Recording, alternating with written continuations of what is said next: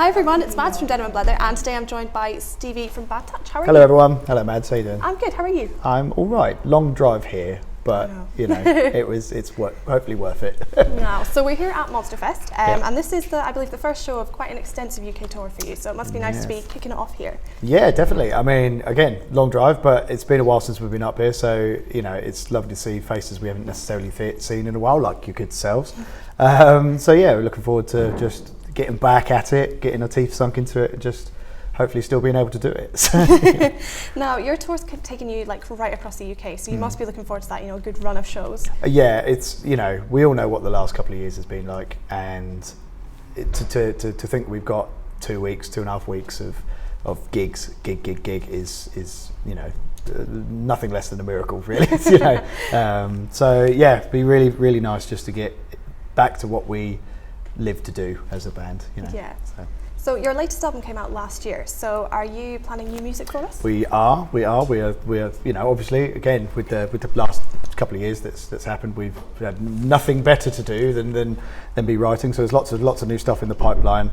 However, you know, we haven't had a chance to tour Kiss the Sky yet. So it's kind of one of those weird situations. Very rarely has a band ever had an album for 18 months and not toured it. So we're looking forward to actually playing some of those songs live. But also got to be thinking about what's around the corner, you know. Yeah. So since then, you also released a version of Can't You See? What can you tell us about that? Yeah. So Marshall Amps, who are our record label, or you know, Marshall Records, who are our record label, we can now talk about it. When we went in to record these songs, it was a complete secret that they'd got they built themselves a studio, the Marshall Studio, and they said, you guys want to come in and just sort of tit about in the studio for a week and record some of your favourite songs, and we did, and we had a great time, because obviously, you know, this was again in the midst of all this stuff where we hadn't, you know, stuff we'd been so long without doing anything, and it was so lovely to do something even vaguely musical. So yeah, we went in and picked a couple of songs, talked with the label and stuff, and then those songs have been promoted sort of leading up to this tour. You know, the singles that have been coming out, and Can't You See is one of all of our collective favourite songs, you know, by the Marshall Tucker Band, and so yeah, it was real good fun to just try and put our stamp on it. So. Yeah, so you also did quite a lot of covers kind of from home through the first lockdown.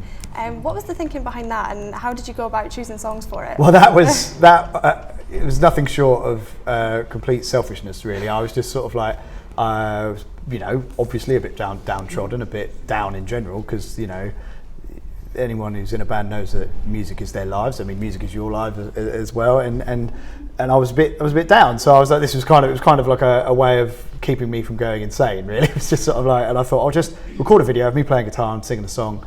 A, it will keep me doing it, you know, and B, it might spread a bit of sunshine to someone else. And the bit, you know, the feedback was absolutely brilliant. So it was great fun. And the way I picked them was kind of like a back catalogue of songs that I'd kind of learned as like a teenager or you know, whatever, growing up playing the guitar and then singing, and just stuff that I fancied to go at, you know. So and you know, and stuff that people suggested on like Facebook, and so I asked people what they wanted to hear, and I didn't always do them because some of them were ridiculous. Like they wanted like some mad Aerosmith songs. I can't sing that, so I did filter out the ones that I couldn't do. So where do you feel your musical influences come from? Me personally, I'm very fortunate to have grown up in a household full of music from all genres. You know, the big sort of soul disco thing, and my mum and dad loved like Motown and soul and all the 70s disco, like Earth, Wind and Fire and Kool and the Gang and stuff like that. So I grew up listening to a lot of that. My dad was a big AC/DC fan, which obviously then turned me into rock music, and my best mate Tim got Appetite for Destruction when we were like 12, and then, you know, then it all went wrong there, didn't it? Because then I started listening to all that stuff. But me personally as a singer, some of my biggest influences are probably obviously Robert Plant from Zeppelin, Paul Rodgers, Free, but you know, more recent guys like Chris, both the Chris's from Blackstone Cherry and the Black Crows. You know, they're two huge influences on me as well. So, but you know, I'll take everyone in the band takes influence from so many different wakes of music. So yeah, it's just a big old melting pot. So you guys are a really hard-working band, obviously touring heavily, releasing music. But how hard is it for bands now in 2021? So hard. I mean, this isn't a sob story. This isn't a pledge. Like, this isn't like, please help. Although, you know, buy a ticket to the show.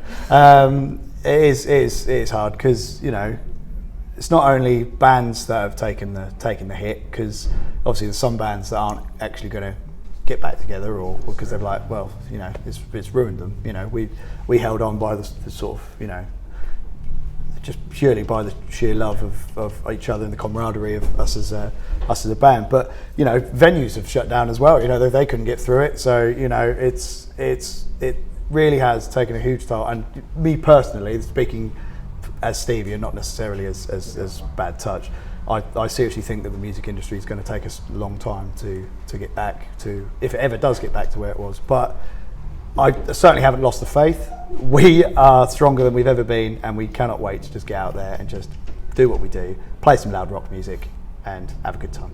Yeah. So for you guys as a band, how can fans help you?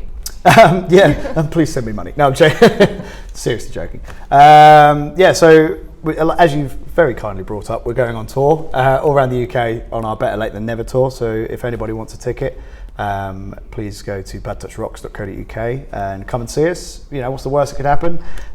We're good fun, we like to think, and we're just, you know, a bit of sunshine in your evening. Other than that, just, you know, check us out on Spotify, give us a like on Facebook, and I say, just that is if you like it. Like, you might not like it, but just give us a chance, and hopefully we'll see you at a show. Well, thank you so much for chatting. Enjoy your set tonight. It's been an absolute pleasure, mate. Sorry for rambling for Not ages. at all. Make sure you check out Bad Touch and come back to Denim and Blether for more. Bye.